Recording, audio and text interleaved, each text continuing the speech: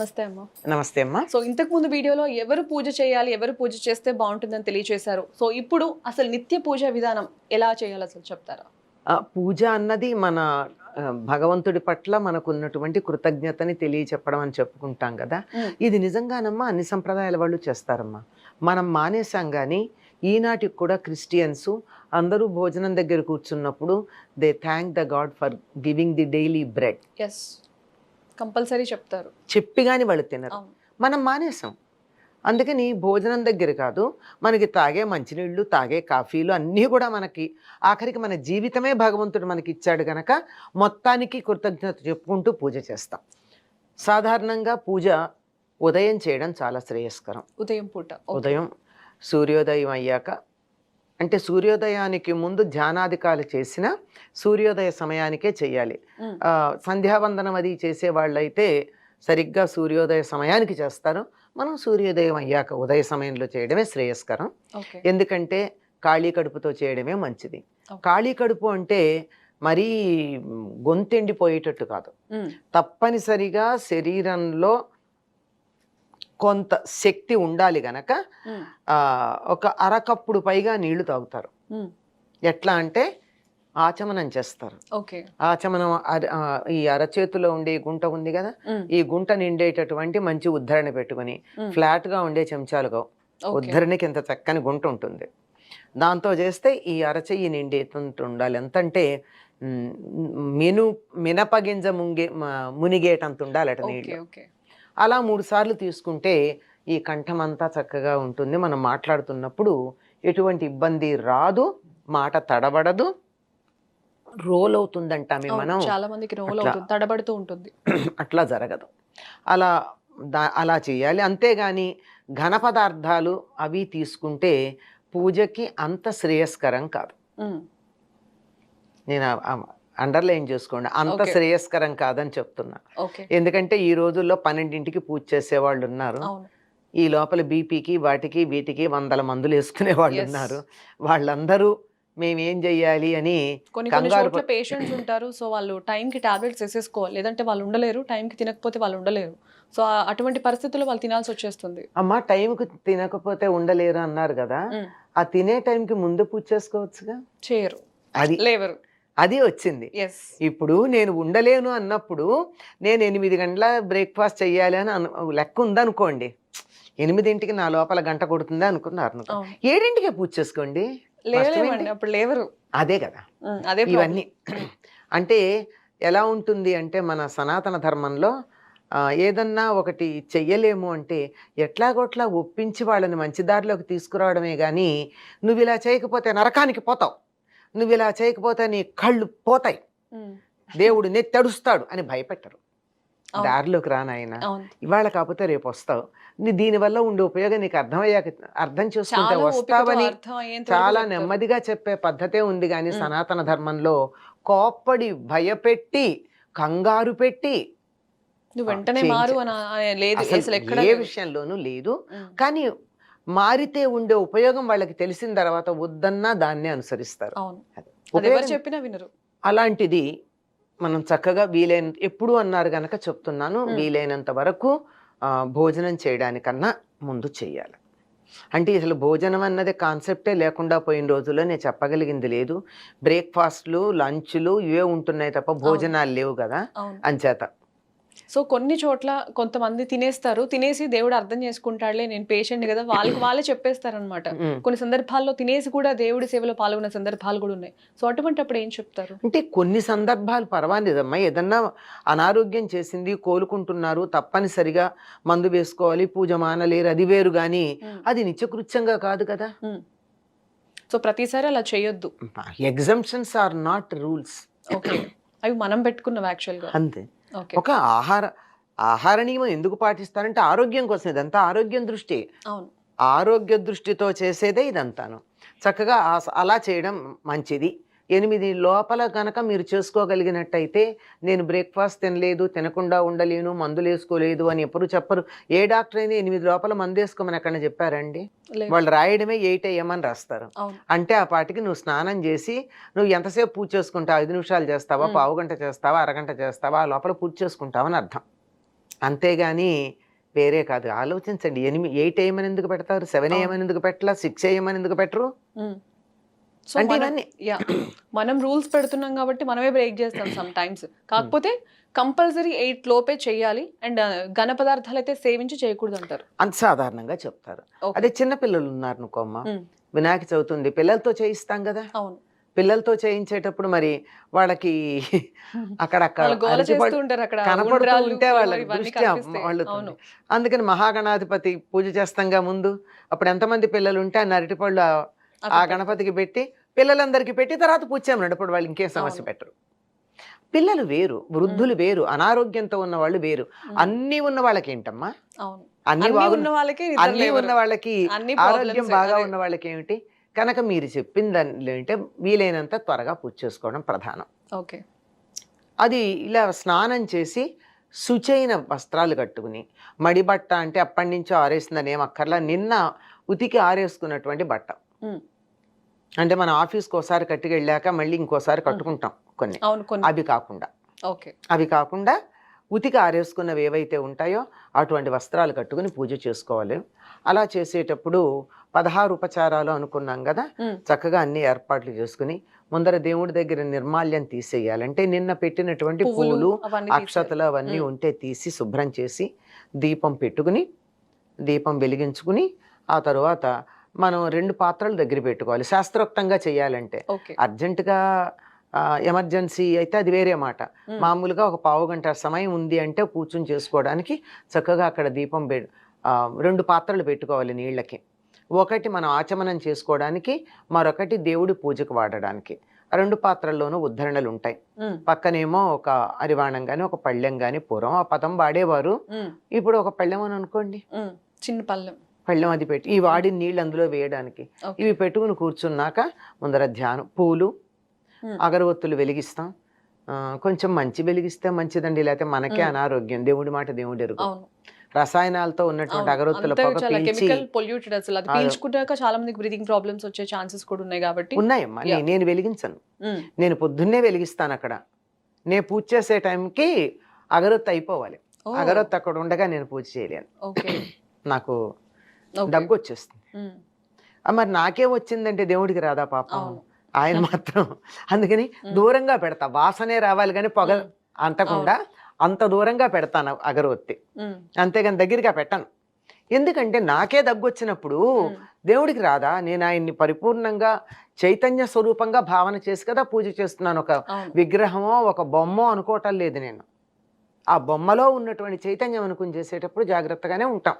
అలా పెట్టుకుని చక్కగా ధ్యానము, ఆవాహనము అంటే రమ్మని కూర్చోమనడం, ఆ తర్వాత అర్ఘ్యం కాస్త నీళ్ళు ఇవ్వడం, చేయి కడుక్కుని ఆయన పాద్యం కాళ్ళు కడుక్కో, ఆచమనీయం కాస్త నోరు పుక్కిలించకడు, మే ఎక్కడి నుంచి వచ్చావు, వైకుంఠం నుంచి వచ్చావు, గోలోకం నుంచి వచ్చావు, మణిద్వీపం నుంచి వచ్చావు, నోరు ఎండిపోయి ఉంటుంది, కాస్త నోరు తడి చేసుకో అని చెప్పి నీళ్ళు ఇచ్చి ఆ తర్వాత కూర్చోబెట్టి స్నానం శ్రీ సూక్తంతో చేసేది అమ్మవారికి సంబంధించిన పూజా విధానం, పురుష సూక్తంతో చేసేది అయ్యవారికి సంబంధించిన పూజా విధానం, ఇవి వేదోక్తమైనటువంటి పూజా విధానం. ఇవి దీంతో పాటు ఆ వేదాల్లో చెప్పిన ఆ మంత్రంతో పాటు శ్లోకాలు కూడా ఉంటాయి వీటికి. ఈ శ్లోకాలతో చెప్పి స్నానం తర్వాత వస్త్రం. రోజు మనం వస్త్రాలు స్వామికి అర్పించలేం గనక వస్త్రార్థం అక్షతాన్ సమర్పయామి అని వస్త్రం కోసం అక్షతలు ఇస్తాం. గంధం, మనకి సౌందర్యం కూడా మన సనాతన ధర్మంలో సౌందర్య పోషణ కూడా ఒక భాగం అమ్మ. అందంగా ఉండొద్దని ఎక్కడా చెప్పలా, అందాన్ని పెంపొందించుకోవద్దని కూడా చెప్పలా. కాకపోతే అందం వల్ల ఆరోగ్యం రావాలి కానీ అందం వల్ల అనారోగ్యం రాకూడదు. అంచేత గంధం చాలా మంచి సౌందర్య సాధనం. సౌందర్యమే కాదు ఆరోగ్యానికి కూడా చాలా మంచిది. అసలు దాని గురించే చాలా విశేషాలు ఉంటాయి. అటువంటి గంధాన్ని సమర్పించి కుంకుమ ఇలాంటివన్నీ ఇచ్చి ఆ పైన మనం సర్వాభరణార్థం అక్షతాన్ని సమర్పయామి. రోజు నగలు ఎక్కడ ఇవ్వగలం, మనమే కొనుక్కోలేం. రోజు నగ ఇచ్చే స్థితి మనకి భగవంతుడు ఇస్తే సంతోషం. చాలా చాలా చాలా చాలా కదా. అందుకని అప్పటి వరకు అక్షతలు ఇస్తున్నానని, ఆ తరువాత సమస్తమైన స్తోత్రాలు మన దగ్గర ఏ ఉన్నాయో అవి మీరు ఏం చదువుతారో అవి, లక్ష్మి, కృష్ణ, రామ, లలిత, ఇలాంటి అష్టోత్తరాలు, సహస్రనామాలు మీకు చేతనైనని చదవచ్చు. ఇవన్నీ చదివిన తర్వాత ధూపం, దీపం, నైవేద్యం. నైవేద్యం ఇది అయిన తర్వాత మహానివేదన ఉంటుంది. అంటే పెట్టే వాళ్ళందరూ పెట్టరు కదమ్మా, అవును. కొద్ది మందికే ఉంటుంది. మహానివేదన అంటే చాలా జాగ్రత్తగానే ఉండాలి, చాలా శ్రద్ధగా. మడి అంటే పూర్వంలాగా అని కాదు, కానీ ఉతికిన బట్ట కట్టుకుని ఏమీ తినకుండా ఉండి వండాలి. దేవుడికి నైవేద్యం పెట్టేవాళ్ళు టేస్ట్ కూడా చూడకుండా, రుచి చూడకుండా, రుచి చూడరు. తర్వాత మనం ఏమీ తినకుండా ఉండాలి, వండేది కూడా రుచి చూడకుండా ఉండాలి, ముందర ఎవరికి పెట్టకూడదు. అలా దాన్ని మహానివేదన అంటారు. దాంట్లో కూడా అన్నము, పప్పు, కూర, పచ్చడి అన్నీ ఉండాలి, నెయ్యి, పెరుగు. మంచిగా అరిటాకులో పెట్టాలి. అరిటాకు లేకపోతే రోజు అరిటాకులు ఎక్కడ దొరుకుతాయమ్మా? భాగ్యనగరంలో వారికి అంతటి భాగ్యం కూడా ఉందా? రోజు అరిటాకు తీసుకురాగలిగినటువంటి భాగ్యం. చక్కగా వెండి పళ్ళెంలోనో ఇత్తడిదైనా పర్వాలేదు. ఓకే. వీలైతే స్టీల్ వాడకుండా ఉండడం మంచిది. తప్పని పరిస్థితుల్లో స్టీల్ వాడాలి, తప్పని పరిస్థితి. ఆప్షన్స్ స్టీల్కే వెళ్తారు, ఇంకా లాస్ట్ ఆప్షన్ స్టీల్కే వెళ్తారు. ఆ స్టీలు ఇనుము కదమ్మా, పనికిరాదు. మీరు గమనించండి, దేవాలయాలకు వెళ్ళినా, అంటే సంప్రదాయంగా ఉన్న దేవాలయాలకు వెళ్ళినా అన్ని వెండి అందరూ స్తోమత ఉండదు కదా, వెదురు బుట్టల్లో తీసుకుంటారు. ఈ వెదురు ఇలా ఉంటాయి కదా, ఇలాంటి బుట్టలు, అటువంటి వాటిల్లో తీసుకుంటారే తప్ప ఇత్తడి వాటిల్లో కానీ స్టీల్ వాటిల్లో ఇచ్చిన ప్లాస్టిక్ కవర్లలో ఇచ్చిన తీసుకోరమ్మా పీఠాధిపతులు వాళ్ళంతా. ఎందుకంటే న్యాచురల్గా ఉండాలి, ఆరోగ్యానికి మేలుగా ఉండాలి. దేవుడి దగ్గర వీలైనంత వరకు స్టీల్ వాడకుండా ఉండడం మంచిది. సో చాలా మంది పూజలు చేస్తారు, బట్ ఫలితాలు పొందలేరు. సో ఎవరు పూజ చేస్తే ఎటువంటి ఫలితాలు వస్తాయి, అసలు ఎవరు పూజ చేస్తే బాగుంటుందో చెప్తే తెలుసుకుంటారు. అమ్మ, పూజ ఎందుకు చేస్తారు? ఫలితాల కోసమా? కాదు. పూజ ఎందుకు చేస్తామంటే మనకి ఇవన్నీ ఇచ్చిన భగవంతుడికి కృతజ్ఞత చెప్పుకోవడానికి చేస్తాం. It's nothing but thanksgiving. చేతులున్నాయి, పూలు వేస్తాం. నోరుంది, 2 కీర్తనలు పలుకుతాం. ఏదో ఒకటి, కీర్తనలు అంటే పాటలని కాదు, ఏదో ఒక స్తుతి చేస్తాం కదా. చేసి పూజ అనేటటువంటి ఒక విధానం. నిజం చెప్పాలంటే పూజా విధానం అంతా కూడా ఎలా ఉంటుంది, మన ఇంటికి ఎవరైనా ఒక ముఖ్యమైనటువంటి అతిథి వస్తే ఏ విధంగా వారిని మనం ఇంటికి పిలిచి ఆహ్వానించి ఆవాహన చేసి కూర్చోబెట్టి మర్యాద చేయాలో చేసే పద్ధతే ఉంటుంది షోడశోపచార పూజా విధానంలో. ముందు ధ్యానం, వాళ్ళు వస్తే బాగుండు అనుకుంటాం. ఆ తర్వాత ఆవాహనం, వచ్చాక రండి అంటాం. ఆసనం, కూర్చోబెడతాం. తర్వాత అర్ఘ్యం, పాద్యం, కాళ్ళు చేతులు కడుక్కోవడానికి నీళ్లు, ఆచమనీయం. బయట నుంచి వచ్చారు కదా, మొహం అంటే అక్కడ నోరు, ఫేస్ అని కాదు. అంటే నోరు పుక్కిలించి ఉమ్మి వేసేసినట్టయితే సగానికి సగం దరిద్రం వదులుతుంది. అందుకని ప్రయాణం చేసి వచ్చిన అలసట అయ్యాక కూర్చోబెడతాం, ఆసనం వేస్తాం, స్నానం చేయమంటాం, వస్త్రం ఇస్తాం, అలంకార సామాగ్రి ఇస్తాం. ఆ తరువాత అప్పుడు నివేదన పెడతాం. పెట్టి యోగక్షేమాలు అడుగుతాం. మన ఇంట్లో ఉన్న కొత్త విశేషాలన్నీ చూపిస్తాం. నాట్యం, సంగీతం, ఇంకా తర్వాత కొత్తగా కారు కొనుక్కుంటే కారులో తిప్పుతాం. ఇలాంటివన్నీ ఇవన్నీ షోడశోపచార పూజా విధానంలో ఉన్నాయి. ఇది చేసేటప్పుడు ఏం చెప్తామంటే సంకల్పం చేస్తాం. ఆ సంకల్పాన్ని అనుసరించి మనం ఏమి ఉద్దేశించి పూజ చేస్తున్నామో ఒక పక్కన కృతజ్ఞతని తెలియచెప్తూనే మరొక పక్కన నాకు అన్నీ ఇవ్వవలసిందే అని ప్రార్థన చేస్తాం. ఏం కావాలి? మనిషి అంటూ పుట్టిన తర్వాత సాధించాల్సినవి 4 ఉన్నాయి. ఏమిటవి? ధర్మ, అర్థ, కామ, మోక్షాలు. అంటే ధర్మబద్ధంగా జీవించాలి. ధర్మబద్ధంగా జీవిస్తూ ధర్మంగా ధనాన్ని సంపాదించాలి. ధనం సంపాదించద్దని ఎవరు చెప్పాల. ఆ సంపాదించినటువంటి ధనంతో ధర్మబద్ధమైన కోరికలు తీర్చుకోవాలి.